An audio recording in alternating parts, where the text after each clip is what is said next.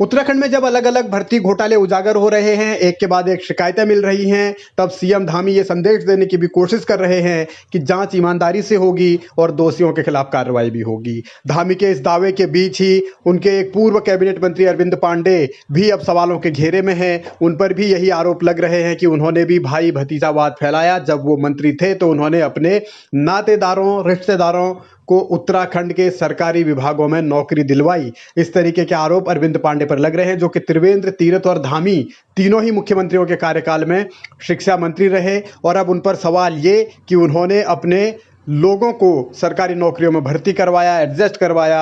और एक लिस्ट जो सोशल मीडिया पर वायरल हो रही है वो ये रही: सुशील पांडे बिहार से बुलाए गए, सोनू पांडे बिहार से बुलाए गए, धर्मेंद्र पांडे बिहार से बुलाए गए, संतोष पांडे बिहार से बुलाए गए। ये अलग अलग विभागों में जिनको नौकरियां मिली हैं।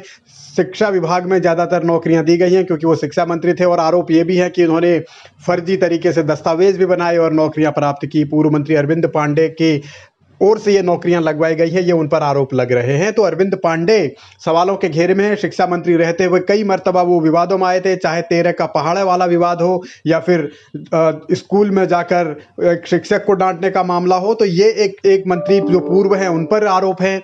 दूसरी तरफ मौजूदा कैबिनेट मंत्री रेखा आर्या पर भी गंभीर सवाल हैं और उन पर भी यही आरोप लग रहे हैं कि उन्होंने भी सिफारिशी चिट्ठी लिखी थी जब वो पशुपालन मंत्री थी पिछले कार्यकाल में। तो उनकी सिफारिशी चिट्ठी को लेकर भी खूब सियासत हो रही है। हालांकि रेखा आर्या का ये बयान भी है कि हाँ, उन्होंने सिफारिश लगवाई और वो बार बार सिफारिश लगवाएंगी। ये रेखा आर्या का खुद का बयान है। जब ये चिट्ठी उनकी भी सोशल मीडिया पर वायरल हुई तो उन्होंने भी ये बयान दिया। यानी कि अलग अलग तरीके से जो धामी सरकार के मंत्री हैं या जो मंत्री थे उन पर भी अब सवाल कई तरीके के उठ रहे हैं। आरोप यही लग रहे हैं कि उन्होंने भी भाई भतीजावाद को बढ़ावा दिया या सिफारिश की। हालांकि रेखा आर्या ने ये जो सिफारिश की है ये सब उत्तरकाशी के रहने वाले हैं। उत्तरकाशी से हाकम सिंह रावत जब पकड़ा गया तब कई तरीके की चर्चाएं हो रही हैं और भर्ती घोटाले की चर्चा हो।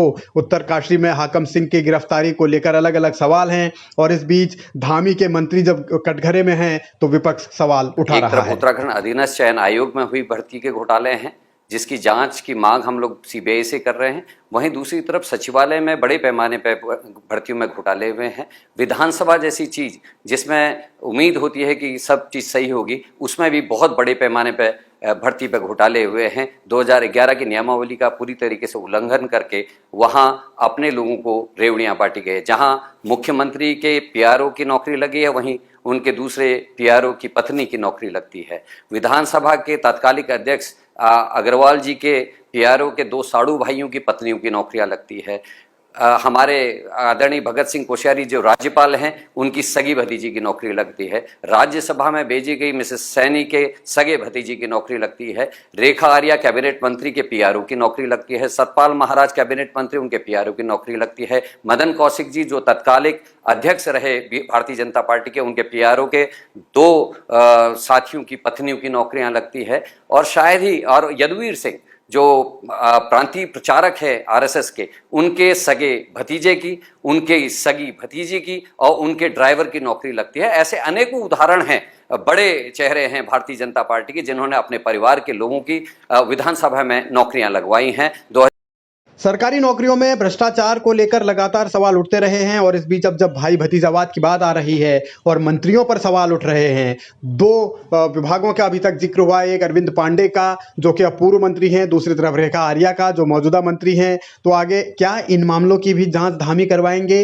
क्या पूर्व मंत्री और मौजूदा मंत्री के खिलाफ भी कोई कार्रवाई होगी? ये बड़ा सवाल है।